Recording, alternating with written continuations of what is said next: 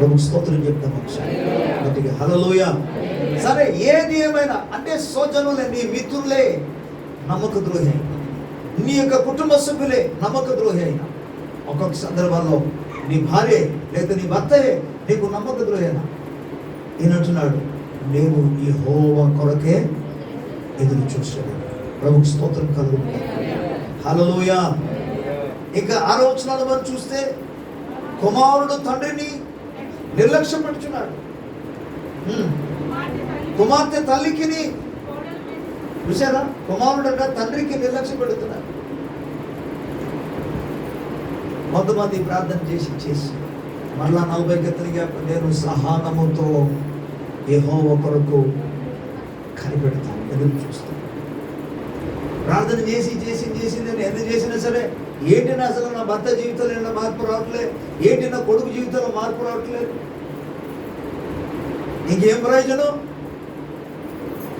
అని అలసిపోయి ఇసుకుపోయిన పరిస్థితుల్లో చాలా మంది వస్తారు. కానీ ఇక్కడ ఏమన్నా తెలుసా, నీ కుమారుడు నీ మాట వినకపోయినా నిర్లక్ష్యపరుస్తున్నా ఏం చేయాలి? అపవాది యొక్క తంత్రాల్లో ఒక తంత్రం మీకు చెప్తాను, జాగ్రత్త వినండి.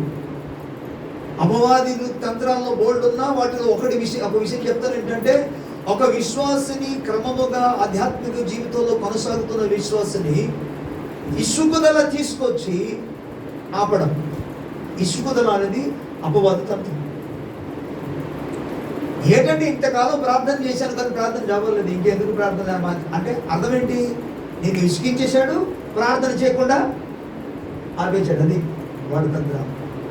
అందుకు కుమారుడు ఎన్ని ప్రార్థన చేస్తున్నా సరే అతనిలో మార్పు రాలే.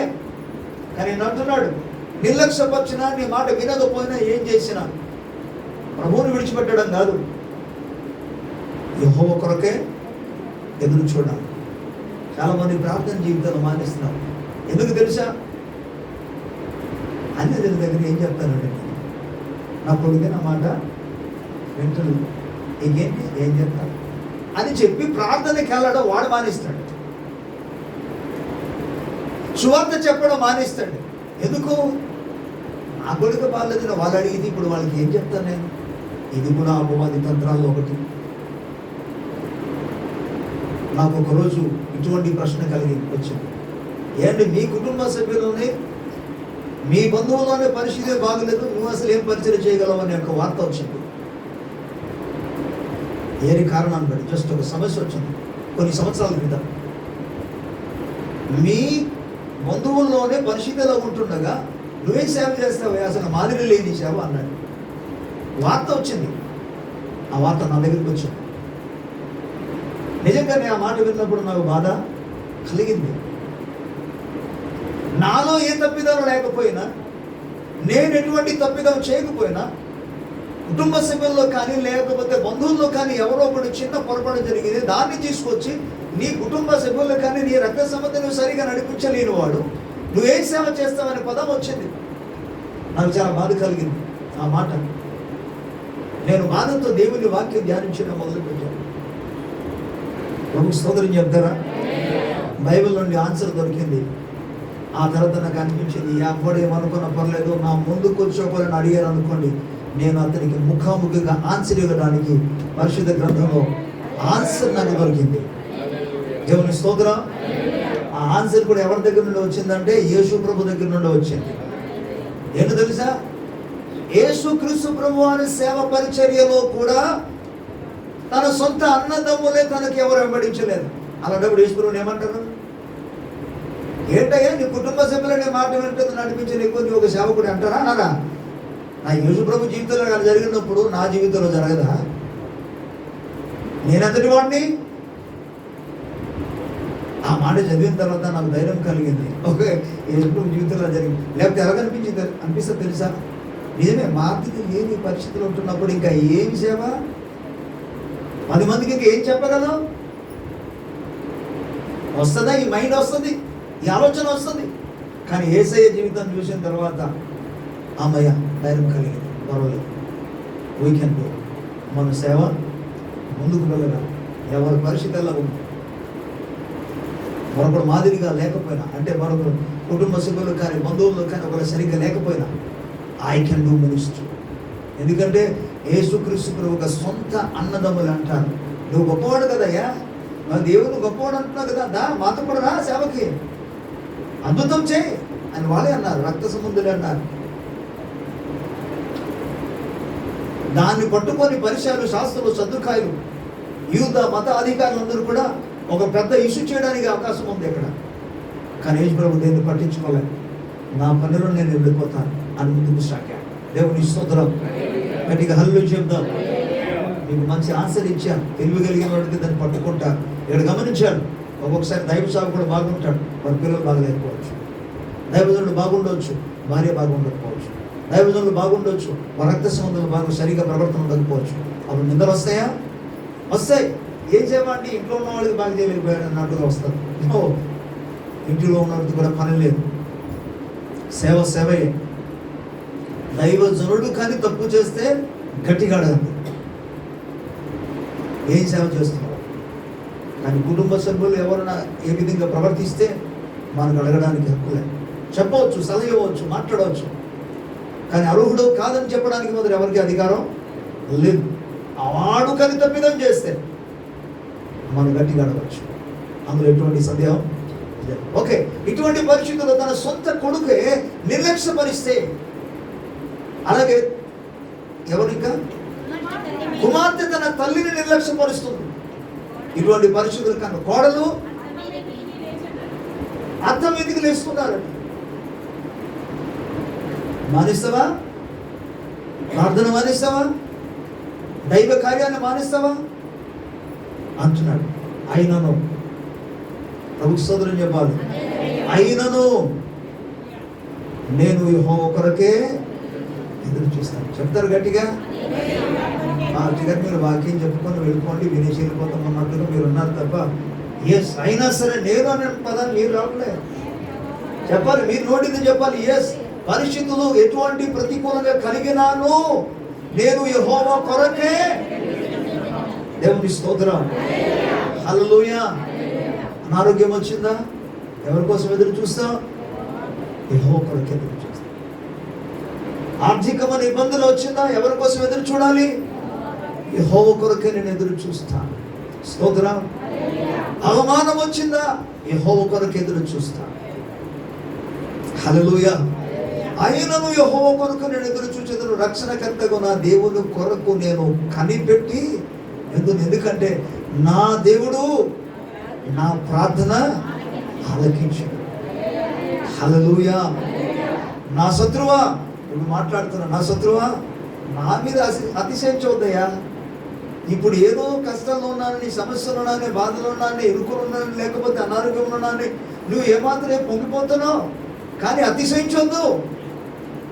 ఎందుకు తెలుసా? నేను క్రింద పడినను తిరిగి లేస్తాను. హల్లెలూయా. నేను అంధకారం ముందు కూర్చున్నాను, యెహోవా నాకు వెలుగుగా నుండును. హల్లెలూయా. నేను యెహోవా దృష్టికి పాపం చేసి తిని గనుక ఆయన నా పక్షమున వ్యాజ్యమాడి నా పక్షమున న్యాయం తీర్చు వరకు నేను ఆయన కోపగ్నిని సహితును. ఇప్పుడున్న ప్రజెంట్ ఉన్న కష్టాన్ని భరిస్తాను, ప్రజెంట్ ఉన్న అనారోగ్యాన్ని భరిస్తాను, ప్రజెంట్ ఉన్న అవమానాన్ని భరిస్తాను. ఎందుకంటే అన్నట్టుకి దేవుడు న్యాయవంతుడు. నా దేవుడు న్యాయానుసంగా పని చేస్తాడు. అలాగని చెప్పి యోబు దేవునికి విరుద్ధంగా పాపం చేశాడా? చేయలేదే. చేయకపోయిన శ్రమ వచ్చింది, చేయకపోయినా ఇబ్బందులు వచ్చాయి, కష్టాలు వచ్చాయి. కానీ నేనేమన్నాడు తెలుసా? యోబు ఏమన్నాడు తెలుసా? నా విమోచకుడు సజీవుడు. నా శరీరము కృషించిపోయినా, క్షీణించకపోయినా నేను యెహోవా కొరకే ఎదురు చూస్తాను, కనిపెడతాను. ఎందుకంటే నా విమోచకుడు సజీవుడు. నేను ఈ కళ్ళతోనే నేను మరలా తిరిగి ప్రభువును చూస్తానన్నాడు. దేవుని స్తోత్రం. హల్లెలూయా. అక్కడే ఆయన అంటాడు, నేను వెళ్ళే మార్గము యెహోవాకే తెలియదు. శోధించబడిన మీదట నేను సువర్ణ వలె మారుతాను. ఇప్పుడు కష్టం, నేను కొంత సహిస్తానయ్యా. కష్టం వచ్చిన సహిస్తాను, యెహోవా కొరకే ఎదురు చూస్తాను, దినం వస్తుంది, నా అంధకారమును దేవుడు వెలుగుగా మారుస్తాడు. ఆయన వెలుగుగా వస్తాడు. దేవుని స్తోత్రం కలుగును గాక. హల్లెలూయా. అందుకే శత్రువా నీవు అతిశయించొద్దు, వీడి పని అయిపోయింది అని అనుకోవద్దు. నేను పడినను మరలా తిరిగి లేస్తానంటున్నాడు. దేవుని స్తోత్రం కలుగును గాక. హల్లెలూయా. ఆయన నన్ను వెలుగులోనికి రప్పించును, ఆయన నీతిని నేను చూచెదను, నా శత్రువు దాన్ని చూచును. నీ దేవుడని యెహోవా ఎక్కడనని నాతో అనినది అవమానము నందును. అది నా కండ్లకు అగుపడును, అప్పుడు అది వీధులలో ఉన్న బురద వలె త్రొక్కబడు.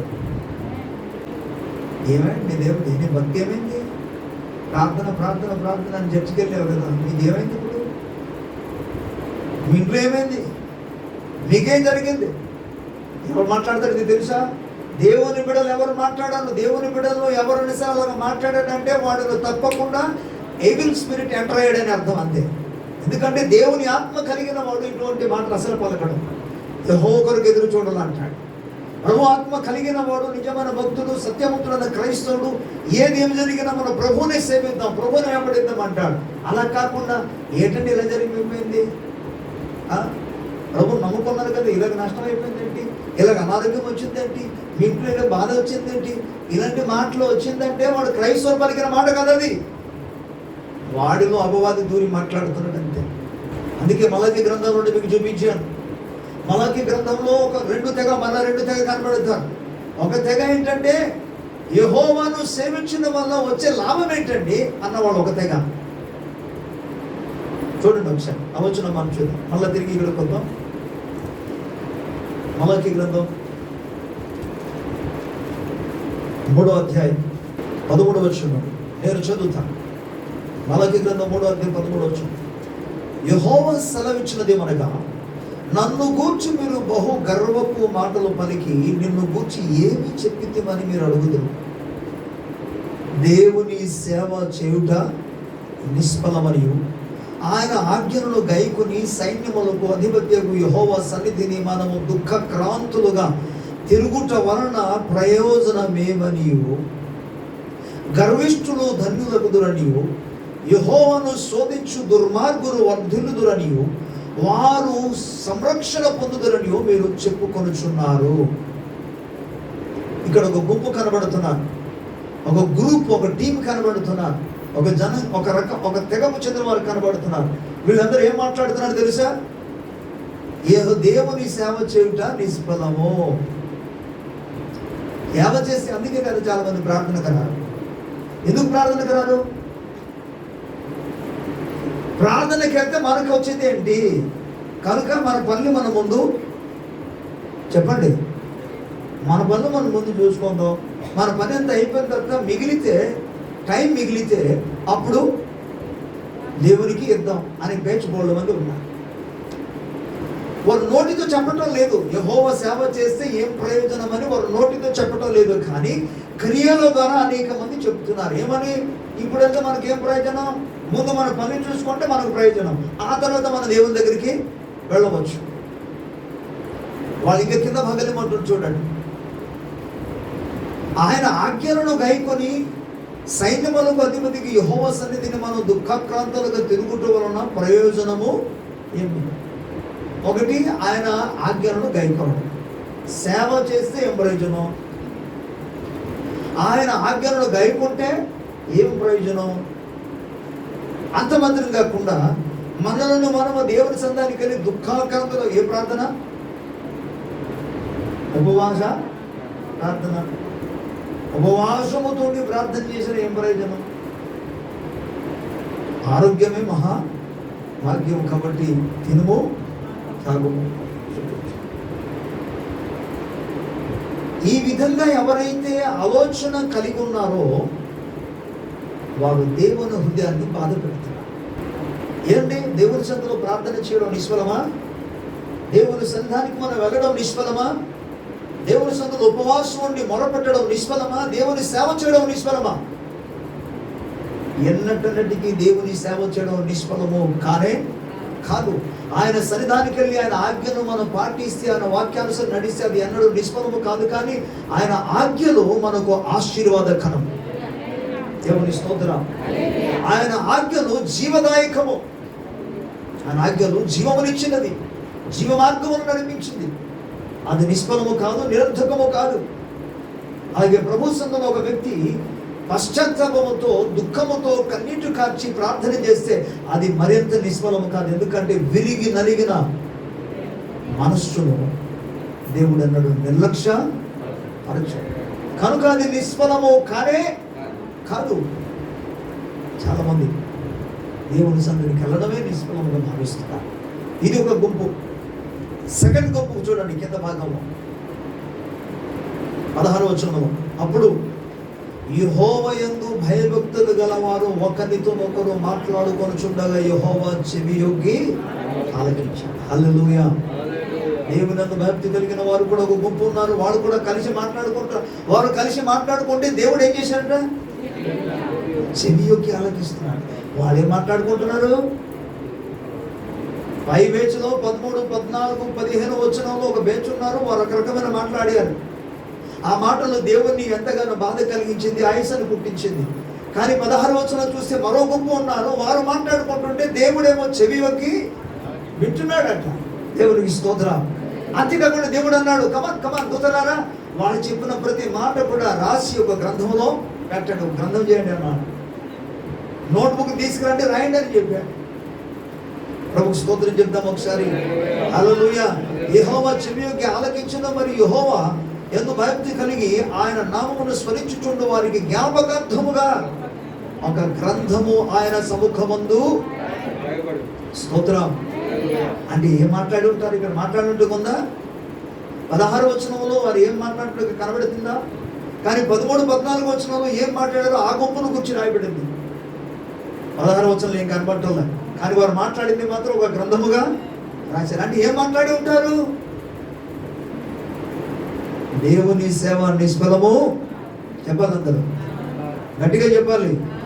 దేవుని సేవ నిష్ఫలము కాదు. ఇది గుంపు. దేవుడు అన్నాడు, ఎస్ మీరు చెప్పింది కరెక్ట్, ఇది రాయమన్నాడు. దేవుని ఆజ్ఞను పాటిస్తే నిష్ఫలము కాదు. దేవుని ఆజ్ఞను పాటిస్తే అది మనకు ఆశీర్వాదం. వీళ్ళు మాట్లాడుకుంటున్నారు, నాన్న ఎవడేమనుకుంటారని చెప్పేసి వాళ్ళ మాట నమ్మద్దురా. దేవుని వాక్యాన్ని నడిస్తేనే మనం జీవించగలం. దేవుని వాక్యాన్ని నడిస్తేనే మనం బ్రతకగలం. దేవుని వాక్యాన్ని నడిస్తేనే మనకు విజయము. దేవుని వాక్యానుసరంగా నడిస్తేనే మనం వర్ధిల్లగలము. చెప్పలేదా దేవుడు యెహోషువతో 1వ అధ్యాయంలో 7, 8, 9 వచనంలో, యెహోషువ ఈ ధర్మశాస్త్ర గ్రంథములో ఉన్న వాక్యమును చదువుటకును ధ్యానం చేయడానికి ఏమాత్రము కూడా వెనుకాంచకూడదు, కుడికి కానీ ఎడమకు కానీ తొలగకూడదు. నువ్వు అలాగునే చేసినడలా దాన్ని చదవాలి, ధ్యానం చేయాలి, నా ప్రజలందరికీ నువ్వు బోధించాలి. అంటే సేవ చేయాలి. నువ్వు అలాగ చేస్తే నీ మార్గమంతటిలో నీవు వర్ధిల్లిదవు. దేవుని స్తోత్రం. అంటే దేవుని వాక్యానుసరంగా నడిస్తే వర్ధిల్లుతారా లేకపోతే నష్టపోతారా? వర్ధిల్లుతారా అని చెప్తున్న వారి గుంపుల గురించి దేవుడు మాట్లాడుతూ వారి కోసం ఒక నోట్బుక్ని, గ్రంథాన్ని సిద్ధం చేసి రాయమని చెప్పాడు. దేవుని సందులో కన్నీటి కార్చి ప్రార్థన చేస్తే, విరిగిన హృదయంతో దేవునికి మొర పెడితే దేవుడు ఎన్నడూ కూడా అలక్ష్యపరచడు. కానీ వారిని లక్ష్య పెట్టే దేవుడు. ఇలా వారు మాట్లాడదు, దేవుడు సహాయం చేస్తాడు, ఏం భయపడద్దు అన్న వాళ్ళ గురించి పుస్తకం రాయమన్నాడు. దిగులు పడద్దు, దేవుడు మీకు విడుదల అనుగ్రహిస్తానని చెప్తున్న వారి మాట రాయమంటున్నాడు. దేవుని స్తోత్రం. హల్లెలూయా. అందుకే యెహోషువ అంటాడు, ఎవడు సేవించినా సేవించకపోయినా, ఎవడు ఆరాధించినా ఆరాధించకపోయినా, ఎవడు ప్రభువును వెంబడించినా వెంబడించకపోయినా, నేనును, అందరూ చెప్తారా, నేనును నా ఇంటి వారును యెహోవానే. దేవుని స్తోత్రం. ప్రియమైన దేవుని జనకమా, జీవితంలో ఎటువంటి పరిస్థితులు సంభవించినా నేను యెహోవా కొరకే ఎదురు చూస్తాను. ఎందుకో తెలుసా? నేను సహనము కలిగి దేవుని కొరకు ఎదురు చూస్తే, అవచనం అన్నాడు, ఆయన నా మొరను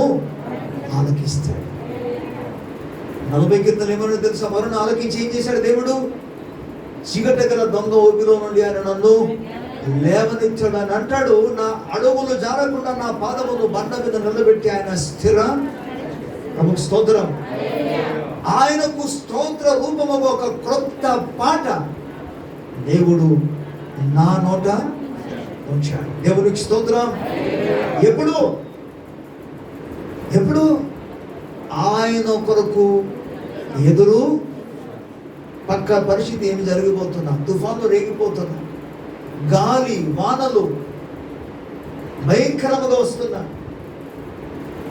ఇప్పటి కాలం గురించి చెప్పాలంటే తెగుళ్ళు వచ్చిన, మహామారులు వచ్చిన, యుద్ధముల గురించి సమాచారం వినబడుతున్నా, కరువులు వచ్చిందని వినబడిన, వరదలు వచ్చి ముచ్చిస్తుందని చెప్పిన, నేను చెప్పాలందరూ యెహోవా కొరకు ప్రైజ్ ది లార్డ్, హల్లెలూయా.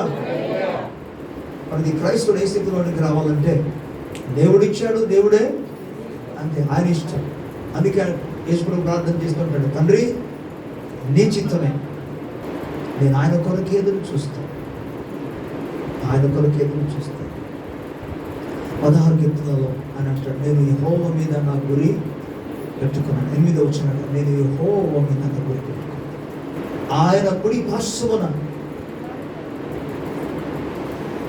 నేనున్నానంటున్నాడు.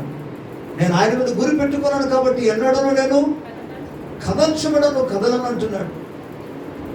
ఈ యెహోవా కొరకు ఎదురు చూసిన వారు ఏదైనా సబ్జెక్టులు ఉన్నాయి, కానీ జస్ట్ ఈరోజు మనం ధ్యానం చేసిన వాక్యం ఏంటంటే, ఎటువంటి పరిస్థితులైనా సరే మనం యెహోవా కొరకు ఎదురు చూడాలి, సహనము కలిగి మనం ఎదురు చూడాలి. ఆధ్యాత్మిక జీవితంలో తగ్గిపోకూడదు, చల్లార్చిపోకూడదు. నీ జీవితాల మరొకడికి చల్లార్చినట్లుగా ఉండకూడదు. ఆధ్యాత్మిక జీవితాలలో ప్రియులారా యెహోవా కొరకు ఎదురు చూచే వారికి ఒక మాదిరిగా నిలబడాలి. ప్రభుకు స్తోత్రం కలుగును. హల్లెలూయా. బికాస్ ప్రభు ఒక దినాన్న చీకటిని లేక అంధకారమును ఆయన వెలుగుగా మార్చేస్తాడు. ఆ దినాన్న శత్రువులందరూ కూడా కన్నులారా చూస్తుండగా 23వ కీర్తన చెప్పినట్టుగా, నా శత్రువుల ఎదుట నీవు నాకు భోజనపు బలను సిద్ధపరుస్తావు. హల్లెలూయా, హల్లెలూయా. అందరు కళ్ళు మూసుకోండి, ప్రార్థన చూద్దాం. వీళ్ళ వాక్యాన్ని ప్రతి హృదయం నాటబడినట్టుగా ప్రభు సుందరం మనం మొదలుపెడదాం. ప్రతి ఒక్కరు కూడా ప్రభు సముఖంలో ప్రార్థన చేయాలి. ప్రభువా, నా జీవితంలో ఏది సంభవించింది, నేను నీ కొరకు ఎదురు చూస్తాను. అయినను నేను యెహోవా కొరకు ఎదురు చూస్తాను. ఫలవర్తి మన తోటలో ఉన్న ఫలమంతా కూడా పూర్తిగా ఏరివేసిన తర్వాత తోట ఎలాగైతే శూన్యముగా మారిపోతుందో, అర్థహీనముగా మారిపోతుందో, ఆ స్థితిలో ఉన్న భక్తుడు నీ కొరకు ఎదురు చూచినట్లుగా నేను కూడా ప్రభువా నీ కొరకే ఎదురు చూస్తాను. అందరూ ప్రార్థన చేయాలి. అవమానము కలిగిన స్వజనులే అపనమ్మకస్తులుగా మారిన, హింసించిన, దూషించిన దేవా యెహోవా నీ కొరకే నేను సహనముతో ఎదురు చూస్తున్నా. ఎందుకనగా నీవు నా ప్రార్థన ఆలకించు, నీవు నన్ను పైకి లేవనెత్తగలిగిన దేవుడు, నీవు నన్ను బండ మీద నా కాళ్ళను పాదమును నిలబెట్టి జారకుండా స్థిరపరచువాడవు, నీవు నా నోట ఓ క్రొత్త కీర్తన ఉంచగలిగిన వాడవు. స్తోత్ర రూపము క్రొత్త కీర్తన పెడతావు. నా చీకటిని నువ్వు వెలుగుగా మారుస్తావయ్యా. నీ అందరి నమ్మిక నీ వైపే నేను ఎదురు చూస్తున్నాను. ఇతరుల వల్లే, అన్యజనుల వల్లే, నిరీక్షణ లేని వారి వల్లే ప్రతికూలమైన పరిస్థితులలో నేనే మాత్రం కూడా కృంగిపోను ప్రభు. నీ కొరకు ఎదురు చూస్తాను, నీ కొరకు కనిపెడతానయ్యా. మహోన్నతుగా ఈ మాటలు ప్రతి హృదయంలో నాటబడి నూతనగా ఫలించునుగా పరిశుద్ధాత్మ ద్వారా ముద్రింపజేసి అద్భుత కార్యములు జరిగించిన ఆయన వీక్షిస్తున్న ప్రతి ఒక్కరు కూడా నా తండ్రి నీ కొరకు కనిపెట్టుచునైనా నీ వద్ద నుండి జవాబు పొందుకొని ఆనందించగలుగునట్లుగా సహాయం చేయండి. యేసయ్య నామములో వేడుకొనిచున్నాము తండ్రి. Amen. Praise the Lord. Hallelujah. Glory to God.